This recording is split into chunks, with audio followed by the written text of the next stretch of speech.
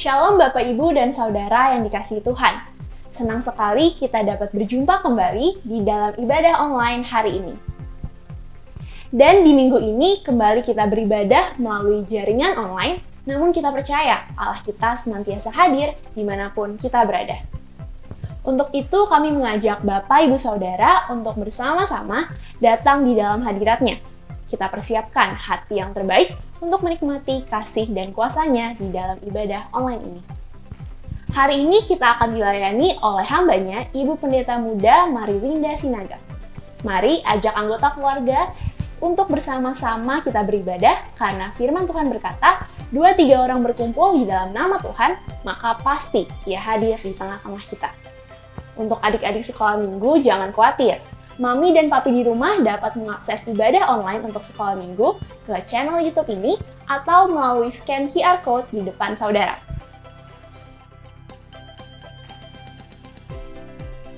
Bapak Ibu Saudara yang rindu untuk bergabung di dalam komunitas yaitu KUL, antara lain untuk komunitas umum, komunitas dewasa muda, komunitas remaja, ataupun komunitas anak, saudara dapat menghubungi melalui nomor berikut ini.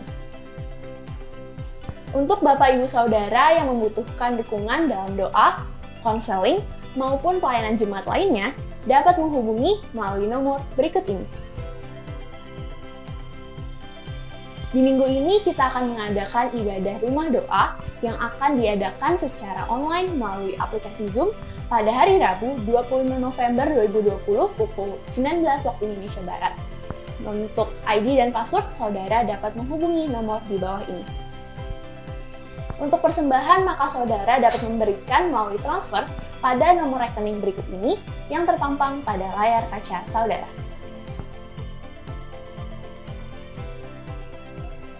Demikian informasi yang dapat kami sampaikan. Selamat beribadah dan Tuhan Yesus memberkati. Mari kita membaca Mazmur 91 bersama-sama. Dalam lindungan Allah, orang yang duduk dalam lindungan yang maha tinggi dan bermalam dalam naungan yang maha kuasa akan berkata kepada Tuhan, tempat perlindunganku dan kubu pertahananku, Allahku yang kupercayai. Sungguh, Dialah yang akan melepaskan engkau dari jerat penangkap burung, dari penyakit sampar yang busuk. Dengan kepaknya Ia akan menudungi engkau, di bawah sayapnya engkau akan berlindung, kesetiaannya ialah perisai dan pagar tembok. Engkau tak usah takut terhadap kedahsyatan malam, terhadap panah yang terbang di waktu siang, terhadap penyakit sampar yang berjalan di dalam gelap, terhadap penyakit menular yang mengamuk di waktu petang. Walau 1000 orang rebah di sisimu dan 10.000 di sebelah kananmu, tetapi itu tidak akan menimpamu. Engkau hanya menontonnya dengan matamu sendiri dan melihat pembalasan terhadap orang-orang fasik. Sebab Tuhan ialah tempat perlindunganmu, yang maha tinggi telah kau buat tempat perteduhanmu. Malapetaka tidak akan menimpa kamu, dan tulah tidak akan mendekat kepada kemahmu. Sebab malaikat-malaikatnya akan diperintahkannya kepadamu untuk menjaga engkau di segala jalanmu. Mereka akan menatang engkau di atas tangannya, supaya kakimu jangan terantuk kepada batu. Singa dan ular tedung akan kau langkahi. Engkau akan menginjak anak singa dan ular naga. Sungguh, hatinya melekat kepadaku, maka aku akan meluputkannya. Aku akan membentenginya, sebab ia mengenal namaku. Bila ia berseru kepadaku, aku akan menjawab. Aku akan menyertai dia dalam kesesakan. Aku akan meluputkannya dan memuliakannya. Dengan panjang umur akan kukenyangkan dia, dan akan kuperlihatkan kepadanya keselamatan daripadaku.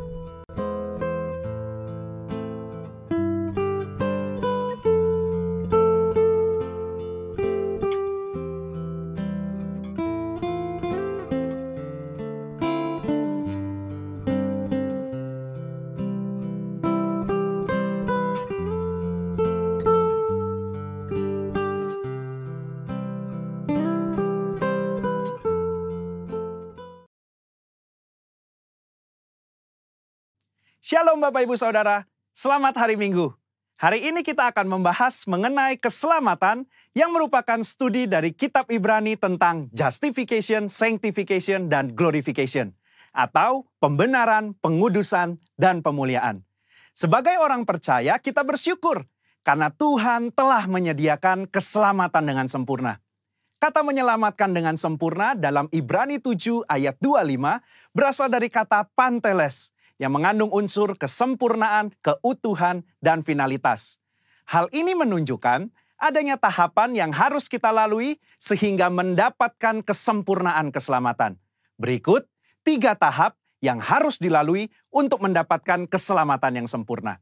Tahap pertama, justification atau pembenaran.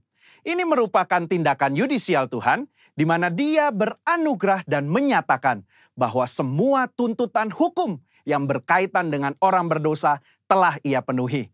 Pada tahap ini, kita telah diselamatkan dari hukuman dan kutuk dosa. Efesus 2 ayat 8 menunjukkan bahwa pembenaran yang kita terima semata-mata karena kasih karunia Allah dan diterima melalui iman kita. Dalam tahap pembenaran ini, Tuhan Yesus hadir sebagai anak manusia yang tidak berdosa dan hidup benar di hadapan Allah dan manusia. Yesus mati di atas kayu salib, menanggung dosa umat manusia, dan Allah menerima korban itu. Sehingga berdasarkan karya Yesus di kayu salib inilah setiap manusia yang percaya dibenarkan oleh Allah. Jadi, apa yang kita butuhkan pada tahap ini? Iman sebagai respon untuk percaya. Disinilah kelahiran baru muncul sebagai awal kehidupan rohani kita di dalam Kristus. Lalu, apakah dengan kita sudah diampuni dan dibenarkan, kita bisa berbuat sesuka hati kita? Tentu saja tidak. Ada perbedaan antara menerima keselamatan dengan hidup dalam keselamatan. Pada tahap pembenaran, kita menerima keselamatan karena kasih karunia Tuhan, bukan karena usaha atau karya manusia. Namun, setelah kita menerima keselamatan tersebut, kita harus hidup dalam keselamatan. Orang-orang yang telah dibenarkan harus menghidupi kehidupan kudus dan berupaya untuk menang atas kuasa dosa. Kita harus dikuasai dan dipenuhi dengan Roh untuk dapat menolak segala kejahatan, nafsu, dan godaan selama hidup di dunia ini. Tahapan kedua setelah pembenaran disebut dengan sanctification atau pengudusan. Pada tahap sanctification, kita masuk dalam proses pengudusan dan pendewasaan yang berkelanjutan oleh Roh Kudus dan firman-Nya. Proses ini harus diupayakan terus-menerus sampai menjadi serupa dengan Kristus. Meskipun demikian, upaya ini bukan dilakukan dengan kekuatan kita sendiri, melainkan dengan pertolongan Roh Kudus. Roh Kuduslah yang memampukan, memperlengkapi, dan membawa kita sampai menjadi serupa dengannya. Ibrani 9 ayat 14 menunjukkan, ada tujuan yang Allah siapkan bagi manusia setelah Yesus mencurahkan darahnya untuk menyucikan hati kita dari perbuatan yang sia-sia, yaitu beribadah kepada Allah yang hidup. Di dalam beribadah kepada Allah yang hidup inilah terdapat pendewasaan rohani dan penyucian diri dari segala dosa, serta proses menang atas cobaan dan godaan iblis setiap harinya. Secara praktis, apa yang dapat kita lakukan di tahap ini?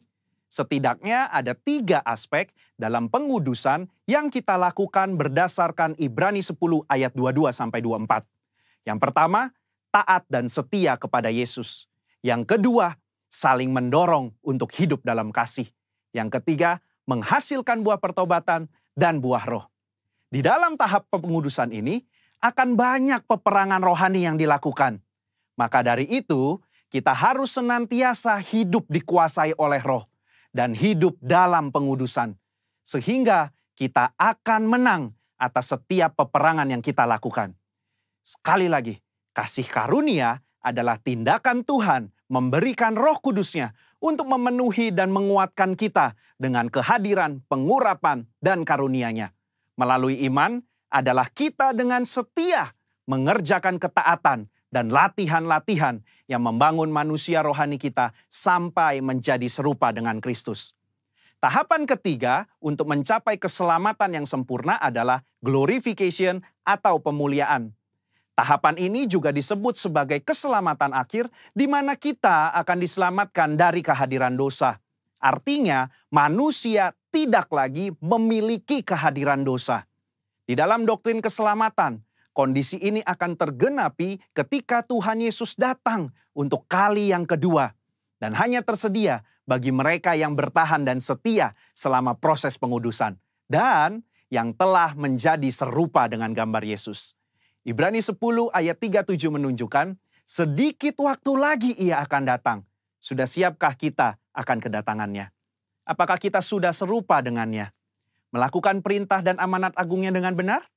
Ada 3 hal yang akan dilakukan saat Ia datang untuk kali yang kedua.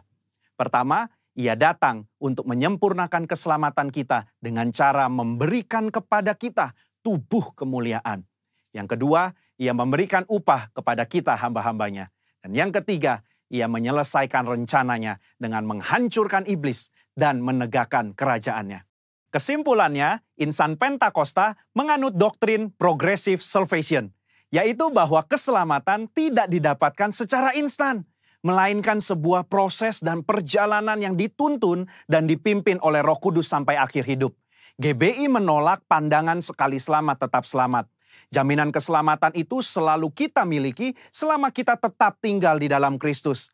Hal ini bukan hanya karena itu adalah tradisi yang diwariskan oleh para pendahulu kita, tetapi berdasarkan studi yang jujur dan komprehensif dari surat-surat Paulus, surat-surat umum, bahkan ketika melihat perjanjian lama, inilah Injil yang seutuhnya. Juru selamat kita yang mati dan mencurahkan darahnya untuk mengampuni kita dari dosa dan membenarkan kita di hadapan Allah adalah juru selamat yang sama yang bangkit dan naik ke sorga, mengutus Roh Kudusnya untuk menyucikan dan memberdayakan kita menjadi alat di tangannya. Yang juga adalah juru selamat yang sama yang berjanji untuk datang menjemput kita di dalam kemuliaan kekal bersamanya. Saudara, untuk penjelasan lebih lengkapnya dari tim teologi kami, jangan lupa buka link yang ada di atas atau scan barcode yang tersedia. Selamat hari Minggu, Tuhan Yesus memberkati.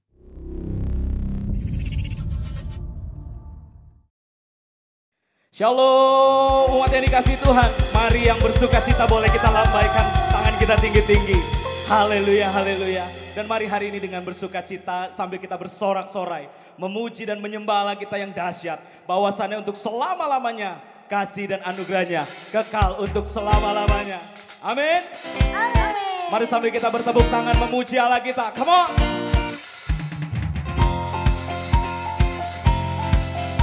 Terima kasih Tuhan. Hey, yeah.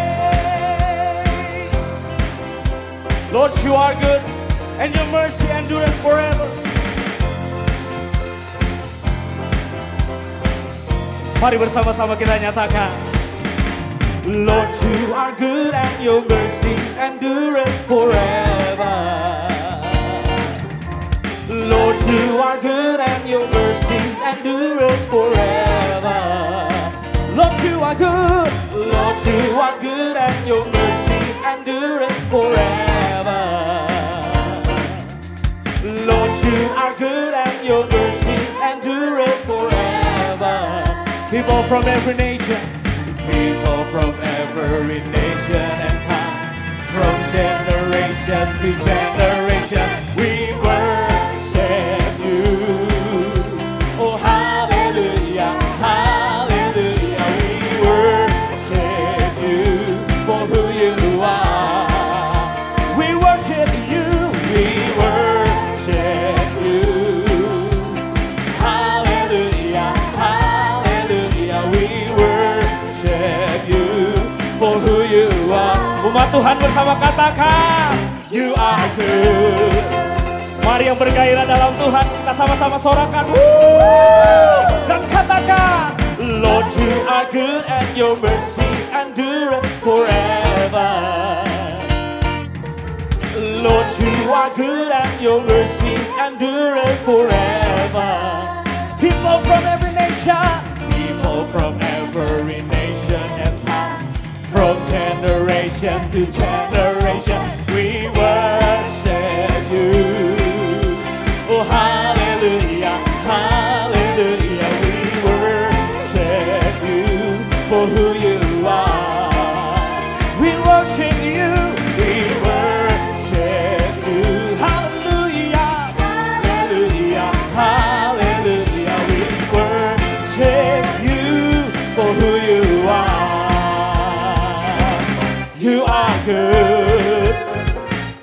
Allah kita sungguh dahsyat. Dia baik buat setiap kita. Yang setuju katakan amin. God is good. And all the time. Woo! Nyatakan bersama. You are good all the time. And all the time. You are good. You are good all the time. And all the time. You lagi-lagi katakan. You are good all the time. And all the time. You are good. You are good all the time. And all the time. Semua bangsa akan memuji-muji Allah kita. People from every nation and tongue, from generation. Lagi katakan people. People from every nation and tongue, from generation. Dengan bertepuk tangan di atas kepala sama-sama. Come on. We worship you. Yes Lord. Hallelujah. Hallelujah. We worship you for who you are. We worship you. We worship you. Hallelujah. Hallelujah. We worship you for who you are. Once again, sing. We worship you. We worship you. Oh, hallelujah. Hallelujah. We worship you for who you are. For who you are. For who you are. Lagi katakan for who you are. You are. Say you are good. Kita berikan tepuk tangan buat Allah kita yang dahsyat. Dia baik buat kita. Bahwasannya itu selama-lamanya. Kasih anugerah Tuhan kekal untuk selamanya. Amin.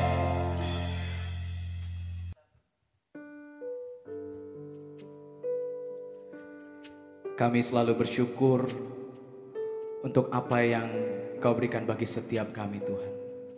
Sungguh kami percaya bahwa Engkau turut bekerja di dalam segala sesuatu hanya untuk mendatangkan kebaikan bagi umat-Mu yang senantiasa mencari Engkau Tuhan. Dan kini kami datang bersama-sama merendahkan diri kami di hadapan-Mu. Dan kami mau menyatakan Kau baik bagi kami Tuhan. Terima kasih Tuhan, terima kasih Yesus.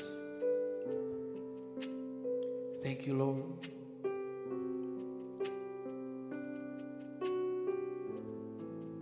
Jesus.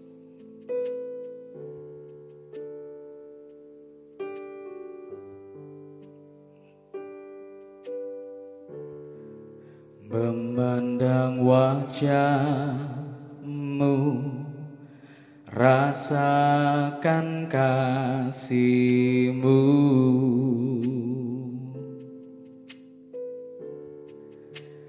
tinggal dekat-Mu setiap saat di dalam hidupku.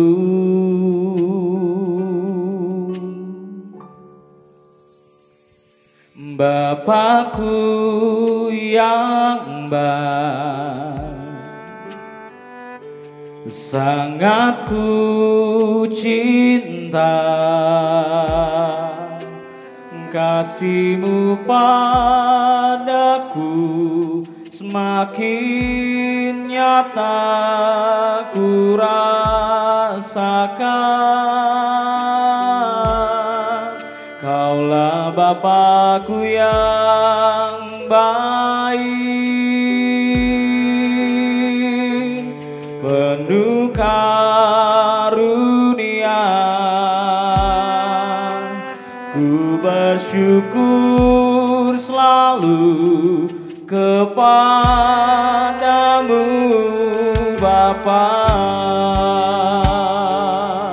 Mari dengan segenap hati kita katakan. Memandang wajah-Mu, rasakan kasih-Mu,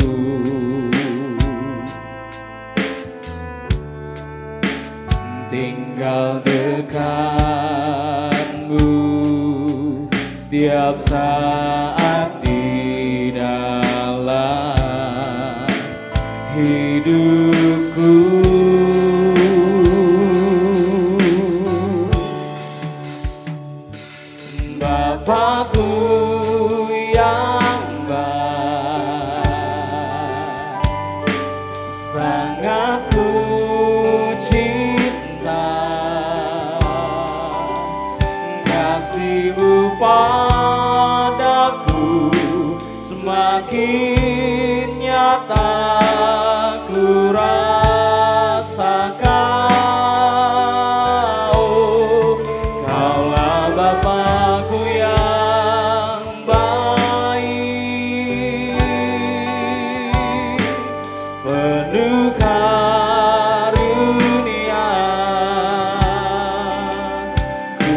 bersyukur selalu kepadamu Bapa, Bapakku yang baik, Bapakku yang baik, sangat ku cinta kasih-Mu padaku semakin nyata ku rasakan.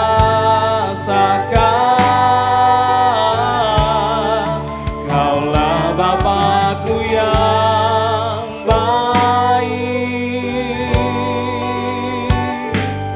penuh karunia. Ku bersyukur selalu kepadamu Bapa, Bapakku yang baik, Bapakku yang baik,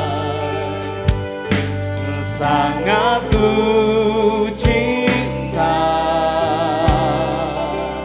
kasih-Mu padaku semakin nyata ku rasakan. Kaulah Bapakku yang baik, penuh karunia. Ku bersyukur selalu kepadamu Bapa, ku bersyukur selalu, ku bersyukur selalu kepadamu Bapa, ku bersyukur selalu, ku bersyukur selalu kepadamu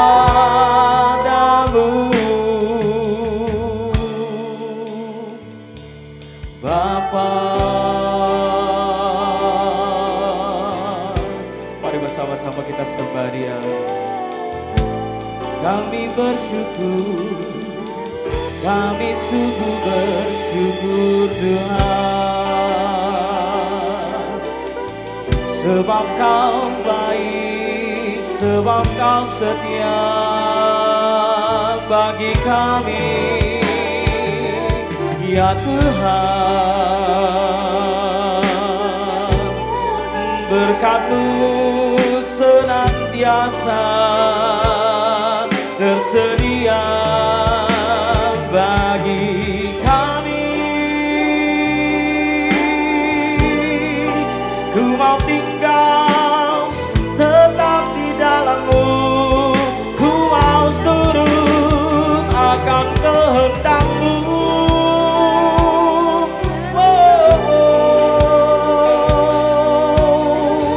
Mari buka hatimu dan angkat suaramu, bersama-sama lebih lagi kita sembah Allah kita. Haleluya.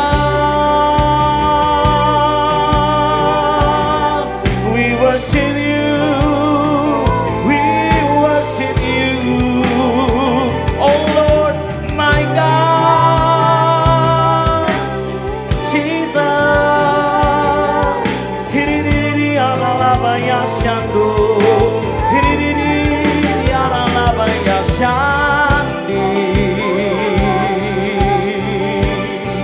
mari terus kita sembah Dia, terus kita sembah Dia lebih lagi. Hikiri dia lalabaya shiki dia lalabaya shan daralaba nalamu duriana labaya shandi dia lalabaya shando.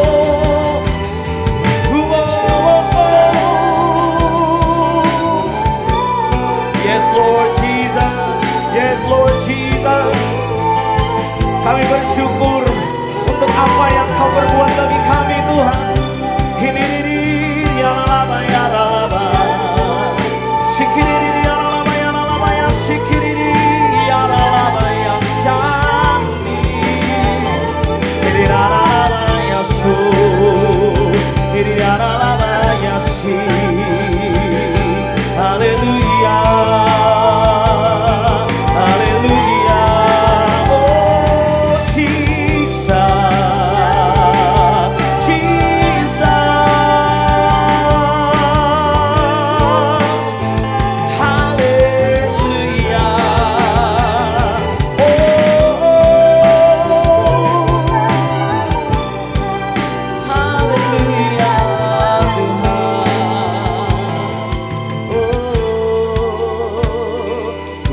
bersyukur, ku mau bersuka dengan apa yang kau perbuat, dengan apa yang kau lakukan bagi kami. Kasih-Mu besar mempesona kami Tuhan. Haleluya. Oh Jesus. Ini aralabaya syiki. Kami selalu bersyukur untuk apa yang kau buat bagi kami Tuhan. Syikiriri aralabaya shando. Sambil bersama-sama kita angkat kedua tangan kita tinggi-tinggi. Dan kita bersama-sama mau nyatakan, ku bersyukur Bapa, ku bersyukur Tuhan, buat kasih setiamu di dalam hidupku. Ku bersyukur,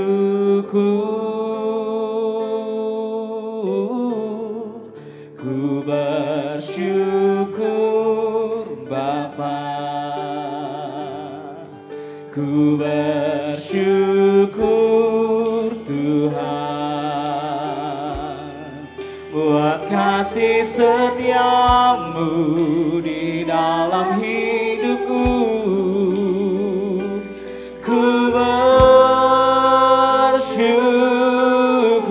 Katakan, tak ada lembah yang kelam, tak ada lembah kelam yang tak ku lewati tanpa hadir-Mu. Hatiku takkan gentar, sebab ku tahu tangan-Mu yang menopangku. Tak ada lembah kelam, tak ada lembah kelam yang tak ku lewati tanpa hadir-Mu. Hatiku takkan gentar, sebab ku tahu tangan-Mu yang menopangku. Tak ada lembah yang kelam, tak ada lembah kelam yang tak ku lewati tanpa hadir-Mu. Yes Jesus, hatiku takkan gentar, sebab ku tahu tangan-Mu yang menopangku. Sebab Kaulah Tuhan kami, oh Kaulah Yesus, Kaulah Tuhan, hanya Kau ku percaya. Kaulah Yesus, Kaulah Yesus, Kaulah Tuhan, harapan hidupku. Ku bersyukur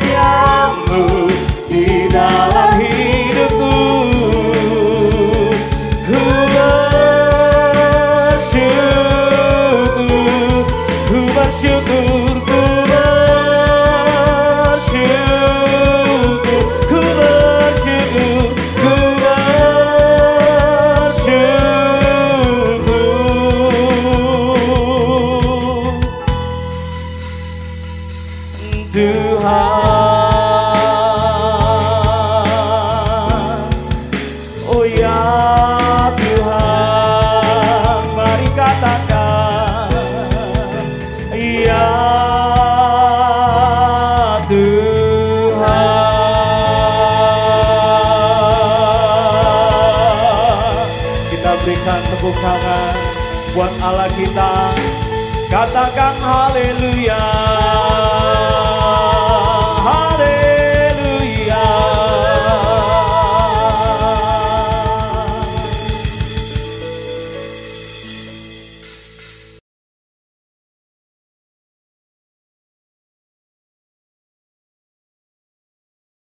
Shalom, jemaat GBI Mangga Besar yang saya kasihi, yang Tuhan Yesus kasihi juga. Mari kita berdoa. Kami bersyukur dan berterima kasih Tuhan untuk segala kebaikan-Mu dalam kehidupan kami, sehingga kami boleh ada sebagaimana kami ada pada hari ini. Kami percaya Tuhan, hidup kami ada dalam tangan-Mu. Kami percaya juga keluarga kami ada di dalam tangan-Mu. Dan Engkau tidak pernah merancangkan yang jahat bagi kami. Tetapi rancangan Tuhan adalah masa depan yang penuh harapan dalam hidup kami. Karena itu kami rindu setiap rencana Tuhan digenapi dalam kehidupan kami. Karena itu Bapa, sampaikan apa yang menjadi isi hati-Mu pada hari ini. Supaya setiap kami boleh masuk di dalam rencana-Mu. Kami percaya Engkau hadir. Engkau hadir di rumah-rumah kami semua. Dan kalau Engkau hadir maka sesuatu pasti terjadi. Yang lemah dikuatkan, yang susah dihibur, yang terbelenggu dibebaskan. Bahkan kami percaya hari ini yang sakit dijamah dan disembuhkan oleh Tuhan di dalam nama Tuhan Yesus. Kami akan mendapatkan sesuatu kelegaan hari ini. Terima kasih Bapa, kami siap untuk diberkati. Di dalam nama Yesus yang siap untuk diberkati sama-sama dengan saya katakan amin. Shalom Bapak Ibu. Jemaat GBI Mangga Besar yang dikasihi oleh Tuhan. Senang sekali kita bisa beribadah bersama-sama pada hari ini. Kita percaya ini adalah minggu-minggu menjelang kita masuk di dalam acara perayaan Natal. Karena sebentar lagi bulan November akan berlalu dan kita akan memasuki bulan Desember. Walaupun saat masa pandemi seperti ini saya percaya tidak akan mengurangi sukacita kita di hadapan Tuhan. Karena apa yang menjadi rencana Tuhan itu besar dalam kehidupan kita. Dan apa yang menjadi rencana Tuhan itu tidak dapat digagalkan oleh siapapun di dalam kehidupan kita. Kecuali kita sendiri. Karena itu jangan sampai rencana Tuhan yang besar itu gagal dalam hidup kita. Nah hari ini saya rindu sharing tentang keluarga yang menggenapi rencana Tuhan di dalam kehidupan kita. Karena kita menjelang hari Natal, saya akan melihat dari Matius pasal yang pertama, kalau kita membaca ayat 1 sampai dengan ayat 17, semuanya itu berisi tentang silsilah Yesus Kristus. Mulai dari ayat yang kedua berbicara dari mulai Abraham, keluarga Abraham dan seterusnya. Sampai ayat 16 berkata Yakub memperanakan Yusuf suami Maria yang melahirkan Yesus yang disebut Kristus.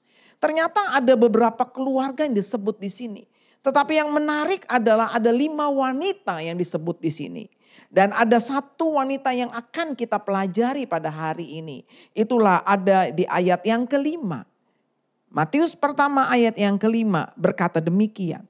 Salmon memperanakan Boas dari Rahab. Boas memperanakan Obed dari Rut. Obed memperanakan Isai. Nah, Bapak Ibu yang dikasih oleh Tuhan, ternyata ada nama seorang wanita yang disebut Rut di ayat yang kelima. Rut ini adalah istri daripada Boas. Dan Boas dan Rut akhirnya memperanakan Obed. Dan Obed memperanakan Isai. Dan kita tahu Isai memperanakan Raja Daud. Nah Bapak Ibu yang dikasih oleh Tuhan.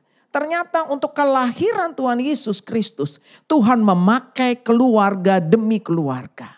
Dan keluarga demi keluarga ini menggenapi rencana Tuhan. Dan saya percaya setiap Bapak Ibu yang saat ini beribadah bersama-sama di rumah-rumah bersama dengan keluarga. Saya mau katakan setiap keluarga Tuhan punya rencana yang indah buat setiap kita. Apapun keberadaan kita saat ini. Kenapa? Karena kalau kita melihat tiap keluarga dalam silsilah yang kita baca hari ini itu bukan perjalanan yang mulus bagi mereka. Tetapi mereka mengalami satu masalah demi masalah. Tetapi mereka bisa melewati setiap badai. Mereka bisa melewati setiap masalah. Tapi justru kita melihat ternyata setiap masalah, tiap persoalan dalam keluarga demi keluarga yang kita lihat hari ini. Ternyata itu adalah salah satu cara Tuhan untuk membawa keluarga itu boleh menggenapi rencana Tuhan yang indah. Nah karena itu mari kita lebih memperdalam lagi tentang Rut. Ya, saya akan berbicara tentang Rut. Rut ini adalah bagaimana satu keluarga yang menggenapi rencana Tuhan. Kita buka dari Rut pasal yang pertama. Rut pasal yang pertama, ya kalau kita mau baca dari ayat yang pertama itu ya, wah sampai dengan keseluruhannya ini berbicara bagaimana cerita tentang Rut dan Naomi. Tapi ada beberapa ayat yang saya akan baca. Kita baca ayat yang pertama sampai dengan ayat yang ketiga dari Rut pasal yang pertama. Ayat 1 sampai dengan ayat yang ketiga. Pada zaman para hakim memerintah ada kelaparan di tanah Israel. Perhatikan. Lalu pergilah seorang dari Betlehem Yehuda beserta istrinya. Dan kedua anaknya laki-laki. Ke daerah Moab untuk menetap di sana sebagai orang asing.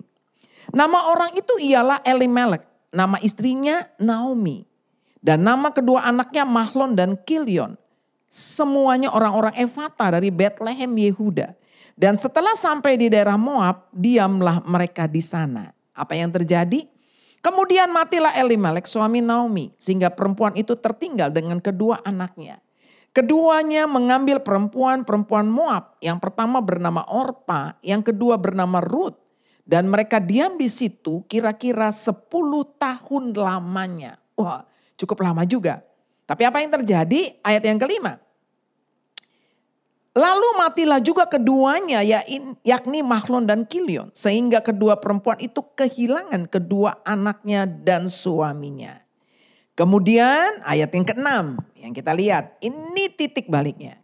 Kemudian berkemaslah ia dengan kedua menantunya dan ia pulang dari daerah Moab. Sebab di daerah Moab ia mendengar bahwa Tuhan telah memperhatikan umatnya dan telah memberikan makanan kepada mereka.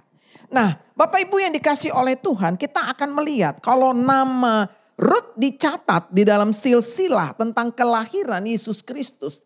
Ternyata kita melihat di balik itu ada satu keluarga yang berjuang di dalam kehidupan mereka untuk boleh menggenapi rencana Tuhan. Bukan berarti everything running well, semuanya oke. Ya, kita mau ini, dijawab oleh Tuhan. Kita mau itu, dijawab oleh Tuhan. No, ya. Ada satu tantangan, ada satu pergumulan dalam kehidupan kita. Tetapi bagaimana keluarga ini bisa menggenapi rencana Tuhan? Itu yang kita mau sharing pada hari ini. Kenapa? Karena satu keluarga, Elimelek dengan istrinya, Naomi dan kedua anaknya. Ketika di tempat kampung halamannya, di Betlehem. Betlehem itu artinya rumah roti. Tetapi di situ ada bala kelaparan. Tapi mereka meninggalkan tempat itu untuk pergi sebagai orang asing dan tinggal di Moab. Itu yang dilakukan oleh kepala keluarga yang bernama Elimelek. Ya. Tetapi apa yang terjadi di tempat di Moab? Menurut logika dari Elimelek, mungkin mereka akan bisa keluar dari persoalan dalam kehidupan. Itu mungkin pemikiran dia. Tetapi mungkin sementara dia mendapat makanan di situ. Tetapi ternyata ada tantangan lagi yang terjadi dalam kehidupan mereka. Ternyata Elimelek dipanggil Tuhan. Dan setelah itu gak lama kemudian kedua anaknya menikah. Mungkin Naomi berpikir, wah puji Tuhan, papa anak-anak suami dari saya dipanggil Tuhan. Tapi saya masih punya anak-anak, 2 laki-laki yang ganteng-ganteng. Dan sekarang saya punya menantu, 2 perempuan orang Moab yang cantik-cantik. Dan ternyata kebahagiaan itu sirna juga. Karena apa? Kedua anak laki-lakinya dipanggil Tuhan tanpa belum memberikan keturunan buat dia, tanpa punya anak. Waduh, buat Naomi ini adalah satu persoalan, satu masalah yang cukup besar di dalam kehidupannya. Tetapi apa yang kita lihat ya, Naomi mengambil satu keputusan yang penting di dalam kehidupannya. Untuk kembali ke rumah roti. Untuk kembali ke Bethlehem. Sehingga rencana Tuhan digenapi. Nah, karena itu saya akan bagi beberapa poin. Bagaimana supaya keluarga ini bisa menggenapi rencana Tuhan di dalam hidupnya. Nomor satu, dibutuhkan satu komitmen. Apa itu komitmen? Komitmen adalah lebih daripada satu keputusan dalam kehidupan kita. Saya memutuskan untuk menikah dengan orang yang saya cintai sekitar 34 tahun yang lalu. Kami pacaran, ya, kami mengenal, dan saya yakin, apalagi hamba Tuhan, pasti baik, ya. Itu keputusan yang tepat, yang saya yakin saya ambil di dalam kehidupan saya sekitar 34 tahun yang lalu. Tetapi keputusan yang kita ambil walaupun tepat di dalam kehidupan kita, dibutuhkan satu komitmen di dalam hidup kita untuk mempertahankan apa yang menjadi keputusan dalam hidup kita yang kita bawa ke dalam tangan Tuhan. Jadi komitmen itu sangat penting di dalam kehidupan kita. Apalagi komitmen kepada Tuhan. Nah, Bapak Ibu yang dikasih oleh Tuhan, ada satu ayat yang berbicara tentang komitmen. Mari kita buka. Mazmur 37 ayat yang kelima. Mazmur 37 ayat yang kelima. Firman Tuhan berkata demikian. Serahkanlah hidupmu kepada Tuhan dan percayalah kepadanya dan ia akan bertindak. Ianya huruf besar berarti itu Tuhan. Serahkanlah hidupmu kepada Tuhan dan percayalah kepadanya dan ia akan bertindak. Naomi mengalami masalah demi masalah dalam kehidupannya. Dia mengambil satu keputusan dan tetapi yang membuat dia boleh menggenapi rencana Tuhan karena dia punya satu komitmen kepada Tuhan di dalam hidupnya. Bahasa Indonesia seolah-olah bukan komitmen, serahkanlah. Tapi kalau kita baca dalam bahasa Inggris itu commit, ya. Commit. Serahkanlah hidupmu kepada Tuhan, komitmen hidupmu di hadapan Tuhan dan percayalah kepadanya dan ia akan bertindak. Nah, Bapak Ibu yang dikasih oleh Tuhan, saya percaya ketika kita meyakini setiap babak kehidupan dalam hidup kita, setiap sesi dalam kehidupan kita, apapun yang terjadi di dalam kehidupan kita, Allah tidak pernah meninggalkan kita. Tetapi Tuhan punya rancangan yang indah dalam kehidupan kita. Hanya mungkin ketika sesi itu berganti dalam kehidupan kita, kita mulai lagi meragukan Tuhan. Apakah Tuhan masih menuntun perjalanan hidup kita. Tetapi setiap sesi dalam kehidupan kita, kita mesti berkata, I commit to you. Saya komitmen di hadapan Tuhan. Saya mau sungguh-sungguh, saya enggak mau meninggalkan Tuhan. Saya enggak mau macam-macam. Saya enggak mau belok kanan, belok kiri. Saya mau komitmen, saya hanya mau sungguh-sungguh kepada Tuhan. Itu satu komitmen. Kalau engkau lakukan itu, firman Allah berkata, serahkanlah hidupmu kepada Tuhan. Komitmen sama Tuhan. Kalau kita komitmen sama Tuhan, ditambah percaya sama Tuhan, wah ini dahsyat. Dahsyat banget. Serahkan dan percaya. Komitmen dan percaya sama Tuhan. Maka jawabannya, berkatnya. Tuhan yang akan bertindak. Tuhan yang akan bertindak. Bahkan ayat yang ke-6 saya senang. Ia akan memunculkan kebenaranmu seperti terang. Dan hakmu seperti siang. Mungkin kita merasa kita ini udah gak punya sesuatu lagi. Rasanya kita melakukan yang benar tapi seolah kok seperti ini yang saya dapat. Jangan pernah putus asa. Tetap komitmen kepada Tuhan. Saya belajar bagaimana penderitaan Naomi, saudara. Itu enggak gampang. Pertama kehilangan suami. Kedua kehilangan anak. Sekarang dikasih 2 menantu. Tetapi karena dia komitmen sama Tuhan. Tuhan buka jalan di dalam kehidupannya. Serahkan kepada Tuhan. Nah, sering kita begini, iya Bu, saya udah doa sama Tuhan, saya sudah serahkan sama Tuhan, tapi bebannya masih masih dipanggul terus. Sama aja seperti sebuah mobil, ya. sebuah mobil bak terbuka ketika jalan menyusuri satu desa. Dan tiba-tiba ada seorang ibu membawa pisang, membawa buah-buahan di dalam keranjang bakul. Dan dia taruh di atas kepalanya. Tetapi supir ini kasihan sama ibu ini. Bu, ayo ibu mau ke depan kan ke jalan raya saya. Yuk ikut naik mobil saya. Si ibu dibilang, oh iya terima kasih ya. Naik dia ke atas mobil ini. Tetapi begitu dia berdiri di atas mobil ini, satu tangan dia pegangan di mobil, satu tangan dia tetap menjunjung. Dia punya keranjang yang isinya berat itu. Sering kita begitu. Padahal Tuhan udah bilang serahkanlah. Ya, serahkanlah hidupmu, serahkan kekhawatiranmu sama Tuhan. Berarti itu kita diketawain orang. Sama aja kalau kita serahkan sama Tuhan tapi kita masih susah. Kita masih ragu. Kita masih galau. Kita masih berkata apa iya Tuhan engkau ada di dalam kehidupanku. Itu sama aja kita seperti kita naik mobil. Tetapi kita satu sisi kita pegang mobil, satu sisi keranjang masih di kepala kita. Akhirnya kita lelah sendiri dan capek sendiri. Padahal di dalam Tuhan bilang, marilah kepadaku yang letih, lesu dan berbeban berat. Aku akan memberikan kelegaan kepadamu. Mari Bapak Ibu yang dikasih oleh Tuhan. Kalau mungkin saat ini engkau berbeban berat.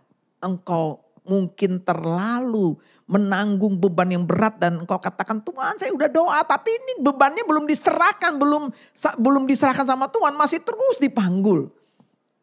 Serahkan sama Tuhan. Serah tuh benar-benar serahkan. Seperti saya menyerahkan sesuatu sama misalnya sama seseorang, ya sudah nggak ada lagi di saya. Sering kita serahkan sama Tuhan tapi beban itu masih kita terus. Nah kita nggak akan mengalami rencana Tuhan yang besar dalam hidup kita. Siapa sih yang gak khawatir hari-hari ini? Semua kita khawatir. Tetapi bagaimana kita menyikapi masalah ini dalam hidup kita. Itu yang membawa kita menggenapi rencana Tuhan. Jangan disimpan terus khawatirnya. Tuhan bilang serahkan sama Tuhan. Itu yang poin pertama. Kita harus punya satu komitmen. Komitmen adalah keputusan untuk menyerahkan seluruh persoalan hidup kita ke dalam tangan Tuhan. Karena bagi Dialah yang dapat melakukan jauh lebih dari apa yang kita pikirkan. Jauh lebih dari apa yang kita doakan. Terbukti dari kuasa yang bekerja di dalam kita. Efesus 3 ayat 20. Tuhan sanggup melakukan lebih dari apa yang kita pikirkan. Jangan pakai otak kita. Otak kita ini cuma sebesar bakpao. Dan itu juga terbatas. Kalau korslet sedikit, waduh, kita bisa lupa semuanya. Tetapi hari ini Tuhan ingat komitmen sama Tuhan. Serahkan hidupmu sama Tuhan. Maka Tuhan yang akan bertindak di dalam hidupmu. Itu poin pertama. Poin yang kedua, ya. Mari kita lihat. Poin kedua, kita kembali ke Rut. Rut pasal yang pertama, kita lihat ayat yang keempat, ya. Keduanya mengambil perempuan Moab, yang pertama bernama Orpa, yang kedua bernama Rut, dan mereka diam di situ kira-kira 10 tahun lamanya.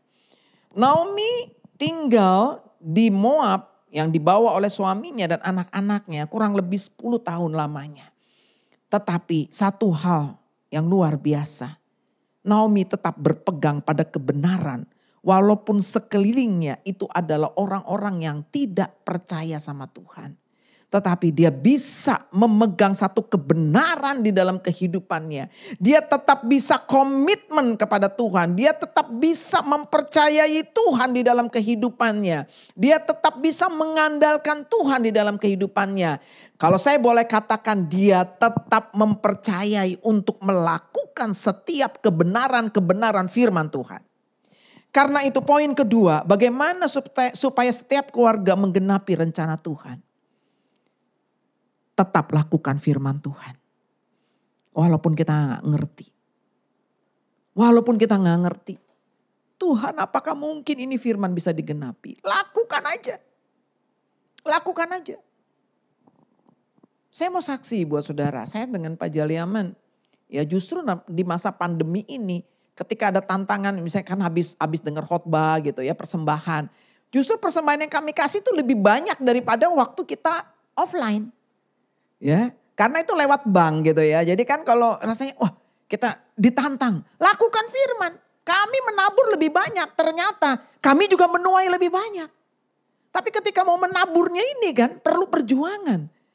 Mari kita setia untuk melakukan firman Tuhan. Ya, lakukan semua firman Tuhan. Kalau mungkin di antara kita ada yang saling melukai. Jangan tunggu dia minta maaf dulu sama kita. Lakukan firman. Doakan musuhmu. Ampuni saudaramu. Kalau engkau mau berdoa dan kau teringat, oh iya saya ini lagi gak baikan sama orang itu. Jangan sampai hal yang membuat engkau dengan gak baikan dengan saudaramu itu menghalangi doamu. Firman Tuhan bilang apa? Baikan sama orang itu. Wah aja dia, halo apa kabar? Kamu baik-baik kan? Saya juga baik. Udah, lepaskan pengampunan. Baru lanjutkan doamu. Lakukan firman. Jangan kekesalan itu ditumpuk terus, kekecewaan ditumpuk terus. Akhirnya membatu dalam kehidupan kita dan kita akan kehilangan sukacita di dalam hidup ini. Naomi begitu berat pergumulannya tetapi dia bisa tetap melakukan firman Tuhan di dalam kehidupannya. Ini nomor 2. Jangan pilih-pilih firman yang enak ya. Kalau pilih firman yang enak untuk dilakukan mah itu gampang, semua bisa. Tetapi ketika ada firman yang berat untuk kita dan kita siap melakukan, maka berkat akan turun di dalam hidupmu. Nah, Bapak Ibu yang dikasih oleh Tuhan, mari kita lakukan firman. Ya, jadi jangan lupa ada firman nih karena saya seorang wanita. Hai istri, tunduklah kepada suamimu. Jadi istri-istri juga jangan bawaannya tuh bawel terus. Suami dimarahin terus, itu gak melakukan firman. Ya, karena nanti ada firman begini. Lebih baik tinggal di sudut suatu rumah daripada tinggal dengan perempuan yang suka bertengkar. Ada begitu saudara. Jadi kalau engkau menjadi wanita yang suka bertengkar ya jelas saja suamimu gak akan tinggal betah di rumah. Tetapi istri harus tunduk pada suami. Hormat sama suami. Nah itu kebenaran firman Tuhan. Lakukan firman itu. Iya Bu, habis suami saya sekarang gak bisa kasih uang. Jadi maunya baiknya waktu pas kasih uang aja. Kan enggak. Ya, lakukan firman. Apapun kondisinya. Pasti Tuhan akan berkati kita. Itu yang kedua. Yang ketiga. Mari kita lihat ayat yang ke-6. Kemudian berkemaslah ia dengan kedua menantunya itu. Dan ia pulang dari daerah Moab. Sebab di daerah Moab ia mendengar bahwa Tuhan telah memperhatikan umatnya dan memberikan makanan kepada mereka. Luar biasa. Ini titik balik. Apa yang menyebabkan Naomi kembali menggenapi rencana Tuhan? Karena dia kembali kepada jalannya Tuhan. Mungkin engkau sudah jauh meninggalkan Tuhan di dalam hidupmu. Kalau engkau ingin rencana Allah semakin digenapi dalam hidupmu, harus ada titik balik dalam hidup kita. Kalau mungkin engkau sudah meninggalkan kasih yang mula-mula dalam hidupmu, ini waktunya kita untuk kembali kepada kasih yang mula-mula. Apalagi kalau mungkin kita sudah meninggalkan api untuk melayani Tuhan hari-hari ini. Kita rasanya udah suam-suam kuku, kita sudah gak melayani Tuhan lagi. Ini waktunya kita kembali untuk kita boleh on fire dengan Tuhan. Ya Bu, kita kan gak offline, bagaimana on fire?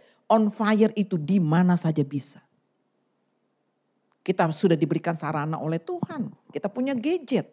Kita bisa on fire dengan gadget kita untuk tetap melayani Tuhan. Kembali. Kalau mungkin engkau sudah gagal, engkau sudah jatuh di dalam kehidupanmu. Tapi Tuhan mau di dalam kehidupanmu saat ini bertobat. Terima Yesus cukup satu kali. Tetapi bertobat perlu berkali-kali. Bertobat itu artinya meninggalkan cara hidup yang tidak berkenan kepada Tuhan. Dan berbalik kepada Tuhan. Baliknya 180 derajat. Jangan 360. Nanti kembali lagi. Amin. Saya percaya ketika Naomi mengambil satu keputusan untuk kembali ke rumah roti ke Bethlehem. Mungkin dia juga gak pernah berpikir nanti gue gimana ya. Tanah aku di sana udah gak ada. Rumah aku udah gak ada. Gimana hidupku? Dia juga gak pikir seperti itu. Karena apa? Dia mengandalkan Tuhan. Seperti yang Mazmur tadi katakan, serahkanlah seluruh hidupmu kepada Tuhan. Maka Tuhan yang akan bertindak dalam kehidupan kita. Naomi mengandalkan Tuhan di dalam hidupnya. Yang penting aku mau kembali kepada Tuhan. Ketika aku kembali kepada Tuhan, maka Tuhan yang akan membuka jalan. Lakukan bagianmu untuk kembali kepada Tuhan. Maka bagian Tuhan akan membuka jalan di dalam kehidupanmu. Akan Tuhan bukakan golden connection. Ya, kita nggak berpikir kok bisa ketemu ya. Kok bisa ketemu sama Boas ya. Atau akhirnya Ruth bisa ketemu sama Boas. Itu betul-betul cara Tuhan. Tapi ketika Naomi mengambil keputusan untuk kembali ke Bethlehem. Ini gak ada di dalam pikirannya. Ini dia hanya berserah sama Tuhan. Sebagaimana pemazmur tadi berkata. Serahkanlah hidupmu kepada Tuhan. Maka ia yang akan bertindak di dalam kehidupan kita. Nah mari Bapak Ibu yang dikasih oleh Tuhan.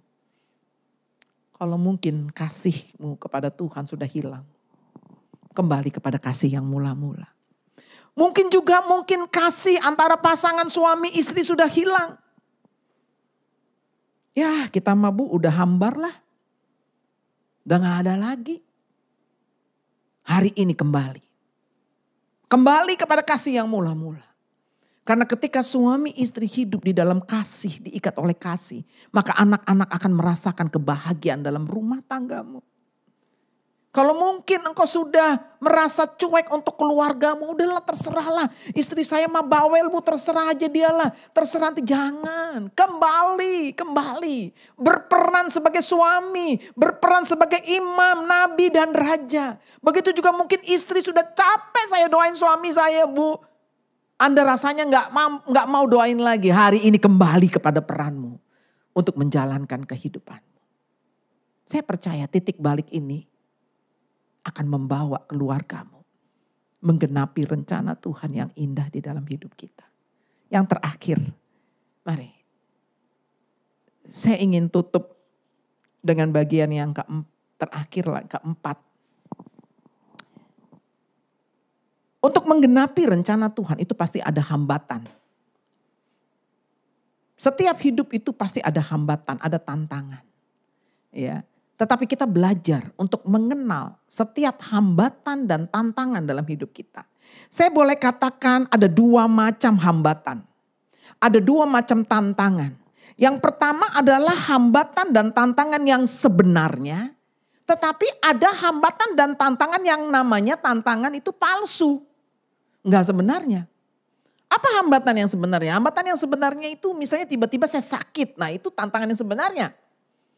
Saya bilang tadi, maaf ya Pak, saya gak bisa pelayanan karena saya tiba-tiba sakit. Oh oke. Itu hambatan yang sebenarnya. Tapi saya kalau bilang gini, maaf ya Pak, saya gak bisa pergi karena saya lagi galau. Nah itu tantangan yang gak sebenarnya dalam kehidupan kita. Ya, nah begitu.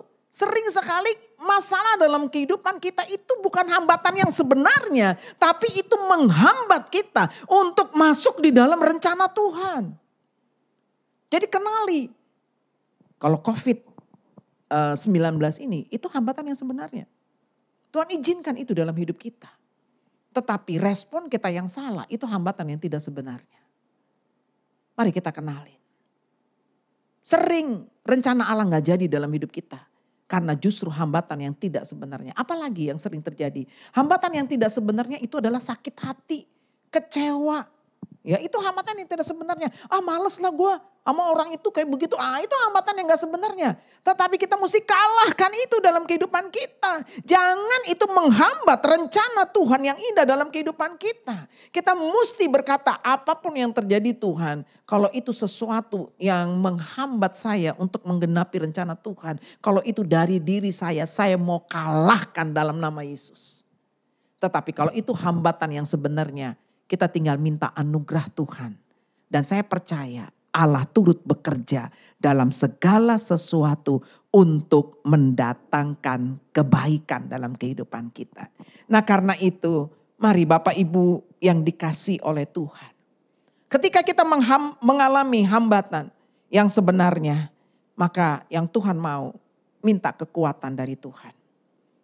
Terus minta kekuatan dari Tuhan. Jangan sampai kita kalah, jangan sampai kita lemah. Karena hanya orang-orang yang kuat yang bisa berkemenangan di dalam Tuhan. Dan Tuhan akan memberi kekuatan kepada kita. Karena apa? Berkat dan rahmatnya selalu baru setiap pagi. Kasih setia Tuhan baru setiap pagi. Itu akan memberi kekuatan, energi di dalam kehidupan kita. Karena jangan lupa saat teduh, pribadi baca Alkitab. Jangan lupa mesbah keluarga. Itu akan memberi kekuatan di dalam kehidupan kita. Dan yang poin yang kedua, ketika kita menghadapi hambatan ini, mari kita belajar mengelola respon kita dengan benar. Ketika ada tantangan, jangan reaktif. Ada pasangan suami istri terlalu reaktif. Begitu ada masalah langsung cerai aja cerai, itu reaktif. Nggak boleh. Ya, mari belajar responsif. Responsif artinya mengambil satu keputusan berdasarkan pemikiran dan hubungan dengan Tuhan. Itu responsif. Jangan reaktif. Kalau reaktif itu tiba-tiba kabur aja gak tahu kemana. Saya gak mau begitu ya. Udah cari suaminya cari-cari gitu ya. Akhirnya ya tambah masalah tambah besar. Tapi belajar memiliki sikap responsif di dalam kehidupan kita. Berespon dengan benar melakukan firman Tuhan. Karena itu mari saya percaya tiap-tiap keluarga akan masuk menggenapi rencana Tuhan. Kenapa nama Rut dicatat dalam silsilah Tuhan Yesus Kristus? Walaupun dia mengalami tantangan dalam hidupnya. Karena rencana Allah itu digenapi dalam hidupnya. Dan belajar untuk 4 hal ini. Yang pertama, terus punya komitmen di dalam kehidupan kita. Keputusan yang benar tanpa diikuti komitmen tidak akan kita melihat rancangan itu digenapi dalam hidup kita. Yang kedua, tetap berpegang pada kebenaran dan firman Tuhan dan lakukan itu dalam kehidupan kita. Yang ketiga, kembali kepada rencana Allah, kepada kasih yang mula-mula. Bertobat kalau kita sudah gagal. Terima Yesus cukup 1 kali, bertobat berkali-kali. Semakin banyak kita bertobat itu semakin ciami. Semakin kita berkenan sama Tuhan. Ya, jangan merasa malu, tapi itu semakin kita berkenan kepada Tuhan. Dan yang terakhir, kita melewati hambatan demi hambatan. Kalau itu hambatan palsu, itu bagianmu untuk membereskannya. Tetapi kalau itu hambatan yang sebenarnya, kita tinggal berserah sama Tuhan. Dan kita percaya bahwa Allah turut bekerja dalam segala sesuatu untuk mendatangkan kebaikan. Sebagaimana Naomi gak pernah berpikir bahwa ternyata menantunya Rut akan melahirkan seorang anak yang terus ternyata mempersiapkan akan sang juru selamat. Saya percaya keluarga kita juga akan menggenapi rencana Tuhan dalam hidup kita. Mari biar firman ini mempersiapkan kita juga memasuki perayaan Natal pada bulan Desember. Di mana pentingnya keluarga demi keluarga untuk menggenapi rencana Tuhan semakin kuat di dalam Tuhan. Amin. Mari kita berdoa. Terima kasih Tuhan untuk bagian firman Tuhan yang sudah kami renungkan pada hari ini. Bagaimana Engkau memakai keluarga demi keluarga untuk rencana penyelamatan Tuhan untuk kami manusia. Kami percaya hari ini Tuhan bahwa setiap kami keluarga demi keluarga Engkau juga punya rencana yang indah bagi setiap kami. Mari tiap keluarga datang sama Tuhan hari ini. Datang sama Tuhan. Kalau mungkin engkau dalam keadaan yang tidak baik, biar hari ini engkau Tuhan memulihkan tiap keluarga demi keluarga. Bapak aku berdoa, biarlah pemulihan itu terjadi bagi keluarga demi keluarga. Antara suami istri, antara orang tua dan anak. Karena ada rencana Tuhan yang indah bagi tiap keluarga. Bapak aku berdoa di dalam nama Tuhan Yesus, biar rencana Allah itu yang digenapi bagi setiap kami. Tidak ada satupun keluarga yang terlewatkan Tuhan. Tetapi kami semua, tiap keluarga demi keluarga, kami boleh menerima lawatan Tuhan hari ini. Pemulihan, pulihkan. Kalau ada yang menyakitkan hati kami minta pemulihan itu terjadi. Kami lepas melepaskan pengampunan di dalam nama Yesus. Kalau mungkin ada keluarga yang harus kembali kepada Tuhan karena jalannya sudah cukup jauh menyimpang, aku berdoa dari dalam nama Yesus, kembalikan mereka kepada Tuhan. Kalau mungkin ada yang tidak berperan, tidak lagi mau melakukan perannya, kembalikan mereka untuk melakukan perannya. Kalau mungkin sudah tidak ada kasih dalam kehidupan mereka, Tuhan, aku berdoa kembalikan mereka Tuhan untuk ada di dalam kasih yang mula-mula. Terima kasih Bapak, terima kasih Tuhan. Dan aku percaya tiap hambatan yang ada dalam kehidupan kami untuk menggenapi rencana Tuhan. Tuhan, Engkaulah yang akan berperkara. Engkaulah yang akan menolong setiap kami. Ketika kami menyerahkan seluruh kehidupan kami. Ketika kami menyerahkan keluarga kami ke dalam tangan Tuhan. Maka Engkau yang akan bertindak. Sehingga rencana Allah digenapi bagi keluarga demi keluarga.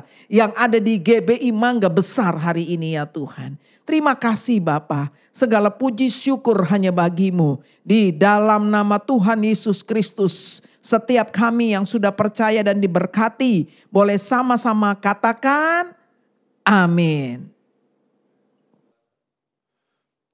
Bapak Ibu saudara kasih Tuhan, mari saat ini angkat kedua tanganmu saat ini. Dan terimalah berkat kasih karunia berlimpah-limpah dari Allah Bapa. Di dalam anak yang tunggal Tuhan Yesus Kristus, serta persekutuan manis dengan Roh Kudus, menyertai Bapak Ibu saya sekalian mulai hari ini, sampai kedatangan Tuhan Yesus kedua kali menjemput kita, bahkan sampai kekal selama-lamanya. Percaya diberkati Tuhan, sama-sama katakan, amin.